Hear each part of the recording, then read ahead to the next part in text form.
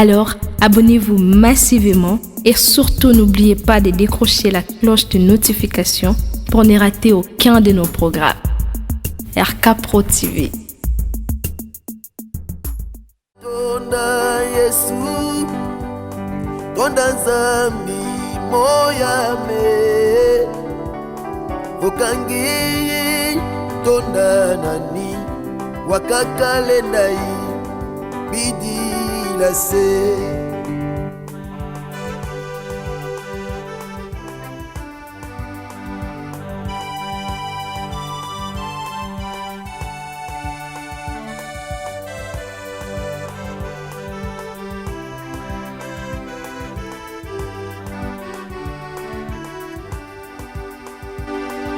Tilanga masemeto yundulanga mwanandi mwanisanga menizeto nanipi lanzambeto tonda tonda tonda tonda Yesu tonda zambi moyame Bokangeye tonda nani wakakale nai bidi la se Zambeye azali tata solo na kobanga te Zambeye azali tata solo na kobanga te.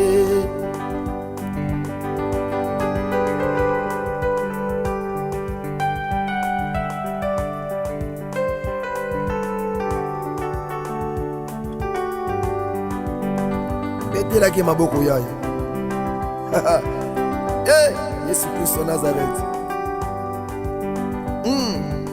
Fokule sala salu kia kineneko.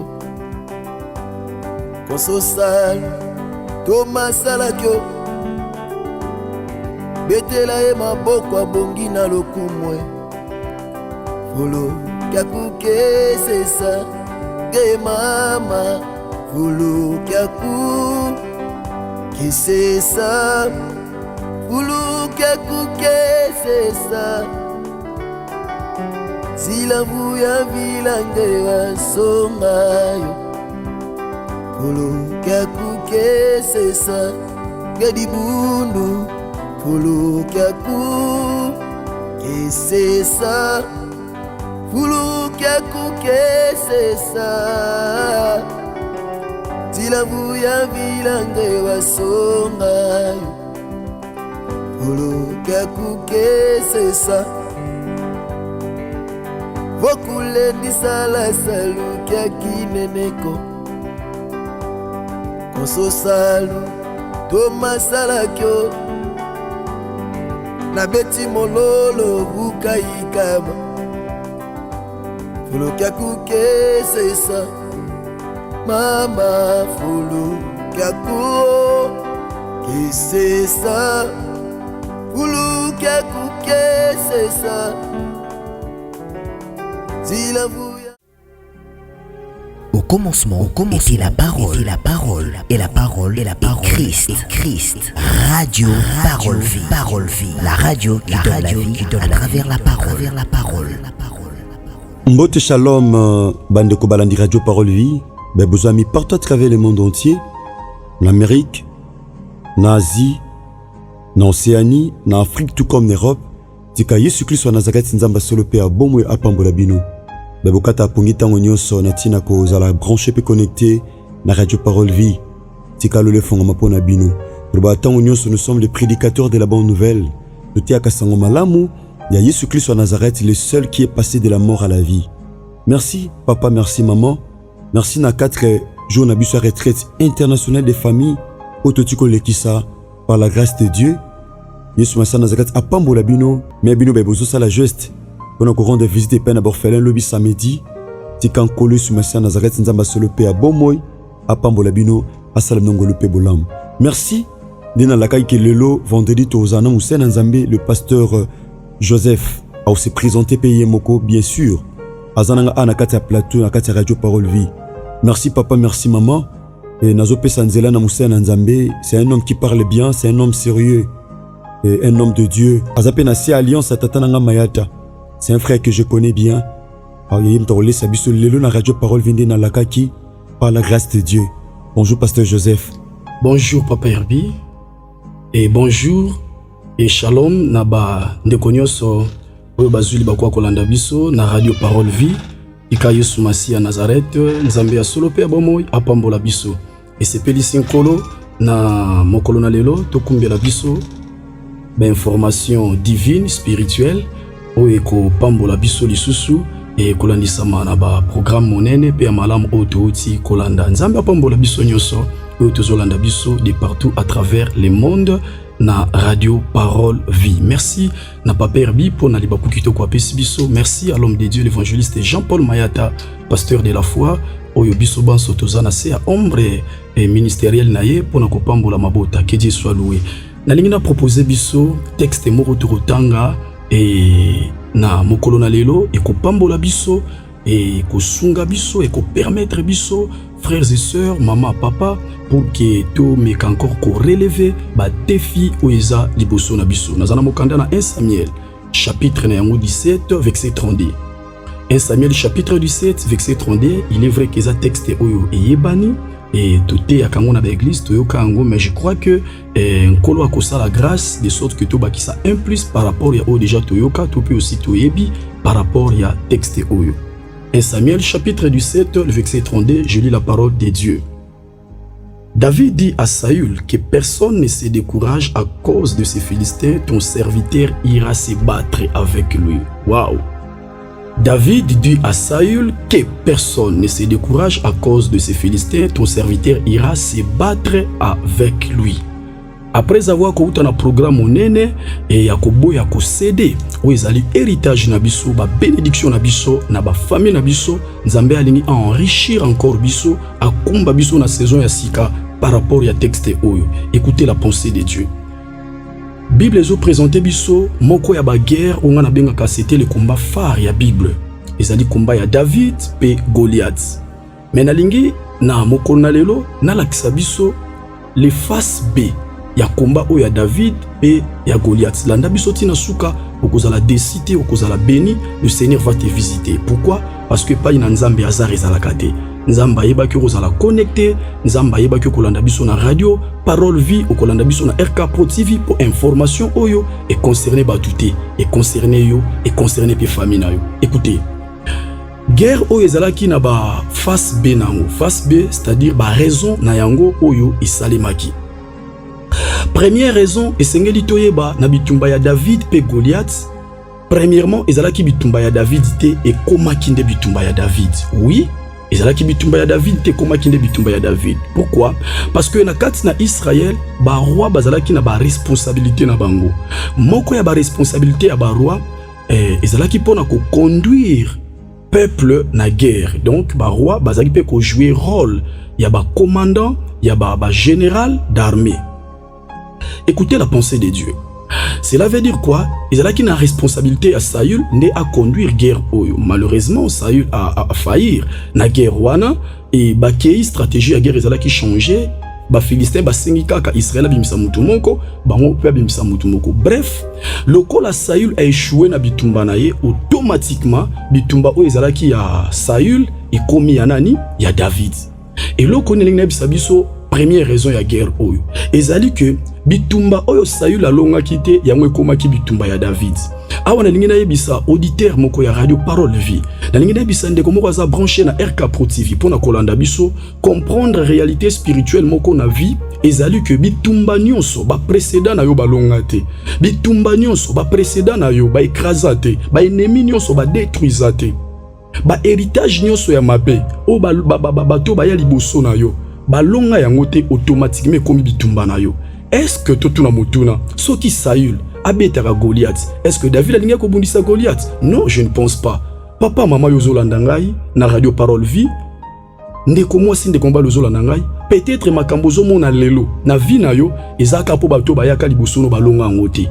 oyebi eza na ba famille mosusu makambo famille na bino ti lelo bolelaka bango balela supo na ngote. Pourquoi? Parce que bato bayaka liboso balongela bango bitumba wana.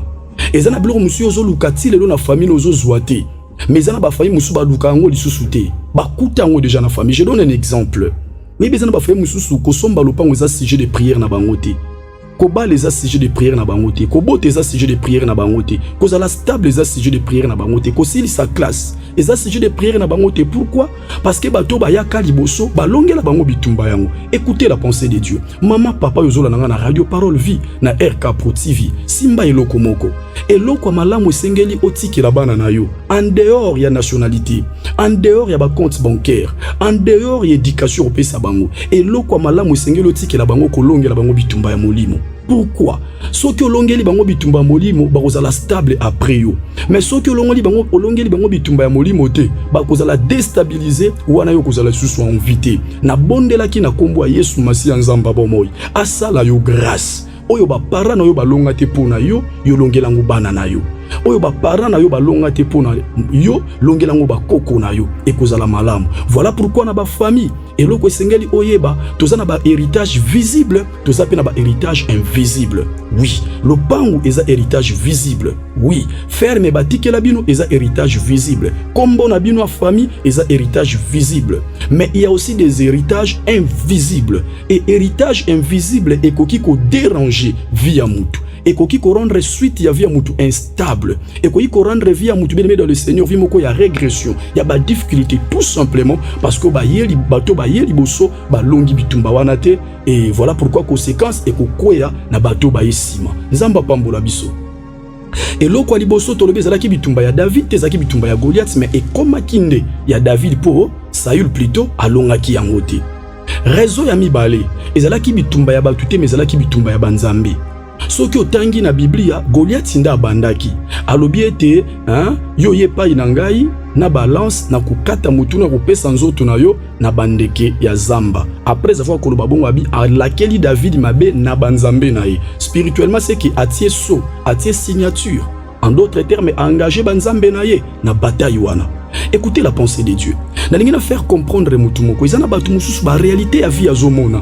Makambo ezo bebela ye lelo. Makambo ezo déranger pe na ye eza tout simplement parce que bangaja banzambe na défaveur na yo.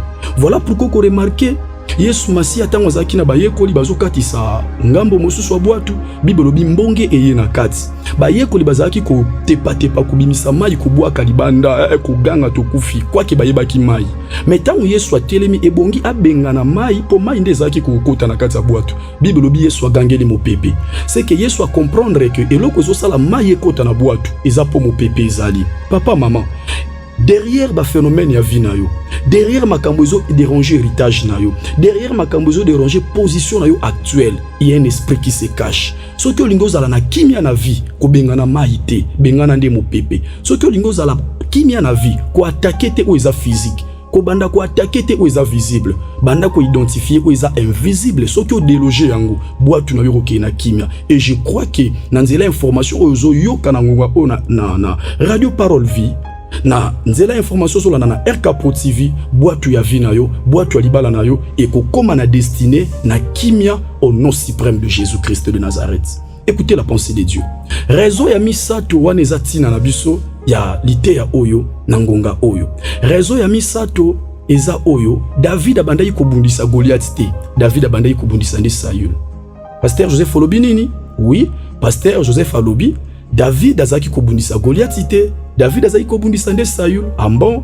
C'est que Goliath azali kaka nzela oyo David abandaki kolekela pour atteindre objectif na ye oyo ezalaki bitumba ye na nani na Saül.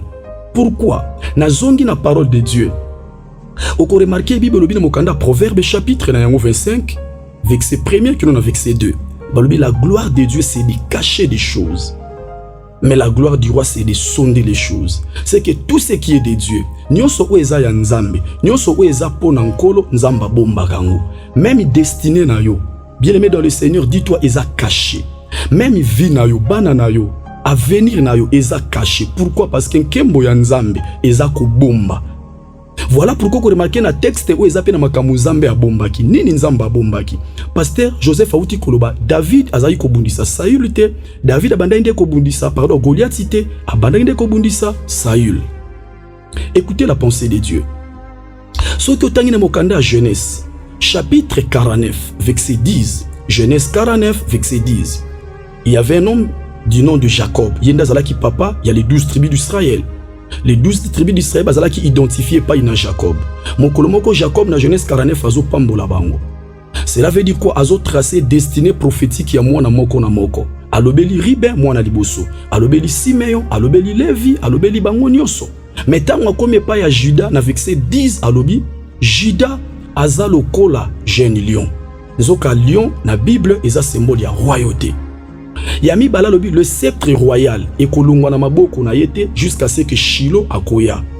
Par là, c'est que royauté Jacob a destiné yango na tribu ya nani? Na tribu ya Juda. Tribu ya Benjamin bazalaki pe na makambo basakola ki pona bango. Mais na 1 Samuel chapitre 17, roi oya bandai ko régner ezalaki roi ya tribu ya Juda te. Ezalaki roi ya tribu ya Benjamin parce que Saül azalaki mutu ya tribu ya Juda te. Saül azalaki Benjamite. A commis roi, en quelque sorte, azako régner, azako trôner, azo diriger, mais na poste, na position, na bénédiction, où azalaki destiné, na batu ya tribu ya Juda. Voilà pourquoi tant David aye, et sengaki abunda, pour que royauté balaka bango, ezongela bango, pour que trône balaka bango, ezonga na tribu ya Juda. Pour que trône zonga, et sengaki eleka, nanzela ya prière, pardon, nanzela ya combat, Tangwa bundisi David, pardon Goliath, Tangwa longi Goliath, c'est alors qu'Azalaki adopté na famille à Saül, pe bongo na bongo jusqu'à ce qu'Akomaki roi après Saül. Pour vous dire tout simplement, après les combats, il y a Goliath na David, David a récupéré kinini, a récupéré qui trône où Azalaki promis et pas ina bango. Écoutez papa, écoutez maman, famille où Ezolanda biso na radio Parole Vie, na lingi na tali sa yozana makambo ebele nzamba lakayo.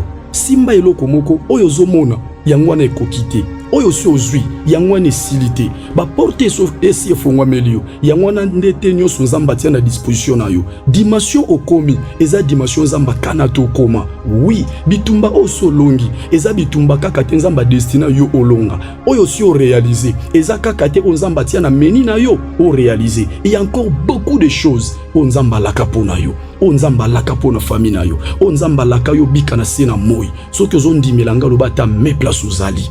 Oui, ezana biloko ebele nzamba laka pona yo. Malheureusement pona David trône na bango ezalaki occupé pa na Saül. Bongo pona yo nani azoko occupé trône na yo? Nani avandi bisika sengeli yo vanda?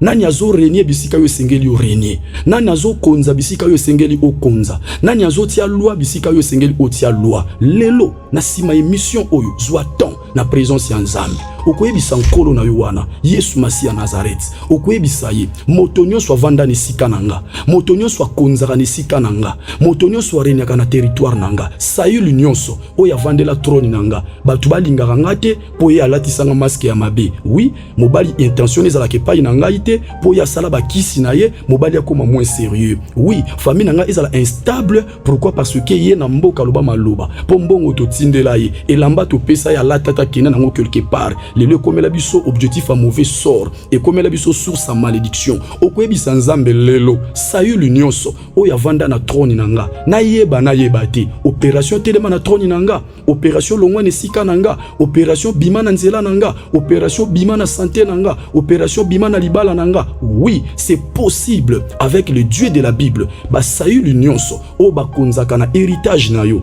o ba konzaka na territoire na yo, lelo batika vi na yo libre au nom suprême de Jésus-Christ. Ce que vous amen et vous allez pas mboli malam. David a compris en habité zana makamunza mbalaka biso o exagéré pas ina Saül. Et l'on connaît sengeli to sala fo Saül a telema alongwa pe biso to remplacer. Mais David a utilisé kinzela ya combat, na nzela ya bitumba. Mais yo utiliser nzela ya combat to utiliser nzela ya prière. So ki o engagé Nzambe na vie na yo, o nyonso yo Satan a récupérer akotika ngo sans problème. Écoutez na sunga yo. Et loko aliboso ko comprendre. Ndenge nini okoyeba ke ndenge nazawa na vie Saül moko azo vanda na trône nanga, azo konza na trône nanga, azo diriger nesika nanga. Ya liboso okobika une vie de contradiction. Une vie de contradiction. Qu'est-ce que je me dis par là?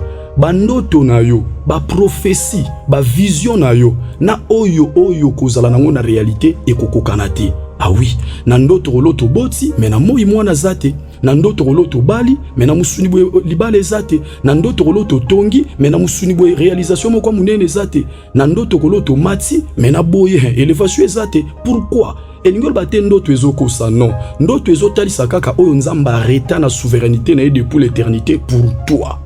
Mais na vie réelle boye ezokokisa mate parce que eza na sayulu moko oyo azokamba yango, oyo azokonza yango, oyo azorégner likolo na yango. Mais bien aimé dans le Seigneur, oyebi papa moko kombo na ezaou na Bible.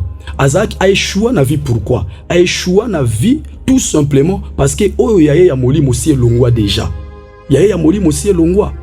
Tango akutena ndeko na Jacob, Esaú bina Jacob nini pesa nunga supu wa biloko zwa no droit de naissance. Spirituellement ateki trône, ateki poste, ateki esengeli ateka, atika lika bongo. Oye sala ka force ya mutu eza diplôme na ete yaya. Oye sala ka force ya mutu eza relation na ete. Oye sala ka force ya mutu eza nationalité te. Eza pays azovanda te. Eza lopete na lisapite, eza français kitoko azoloba te. Oye sala ka force ya mutu eza grandeur na ye na domaine spirituel. Ezana batu musu satana koki ko manipuler. Ezana batu musu satana koki ko manipuler te. Esaú azaki ne yaya liboso. Mais en réalité bozaki mona suka po o ezalaki trop na isi atika yango. Eloko ami balo remarquer zanini, moto est déjà satana sia longola. O ya yenzamba tia arobika na vie ya retard. Esaú bebi se kendo lukanyama. Boma lamba nalia.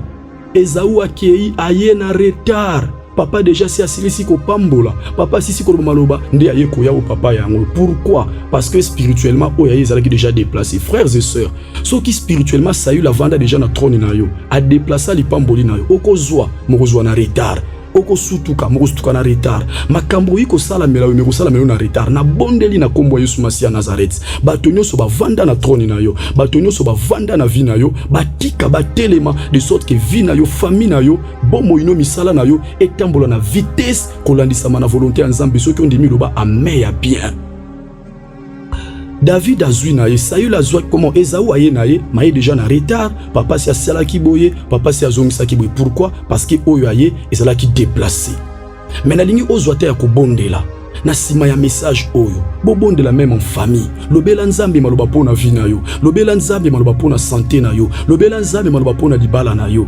Peut-être le koma lelo likambu lobi likambu mobala botera makambu na ebité moi sabotela ko makambu na musala babotela ko makambu na ba relation botela ko makambu na église même makambu ezolanda yo partout tout simplement tangu mususu oyo ayo ya molimo si ba longola héritage na spirituel si ba déplacer yango mais lelo na nsima information oyo tikala zote ya kobondela nzambe yebisa nkolo lelo motonyo so vandela trône na ngai a déplacer motonyo so vandela trône na nga a longwa pe oyo anga ba longola ezonga au nom suprême de Jésus.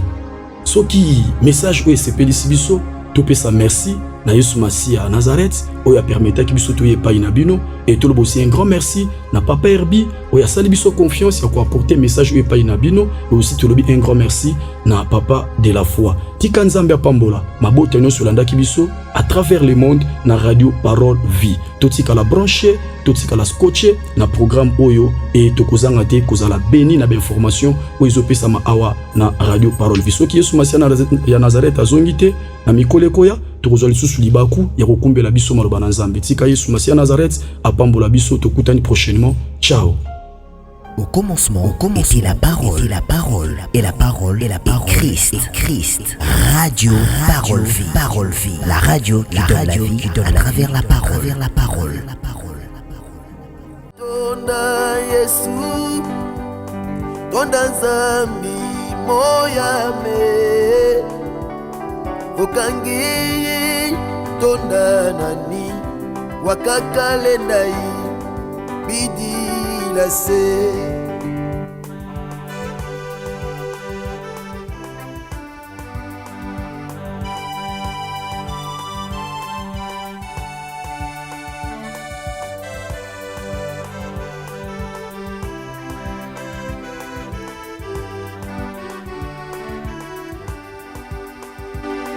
Utilanga masemeto yundulanga mwanandi mwanisanga menizeto nanipi na nzambe tonda Yesu tonda nzambi moyame bokangeye tonda nani wakakalendai bidila se Zambe ye azali tata solo na kobanga te Zambe ye azali tata solo na kobanga te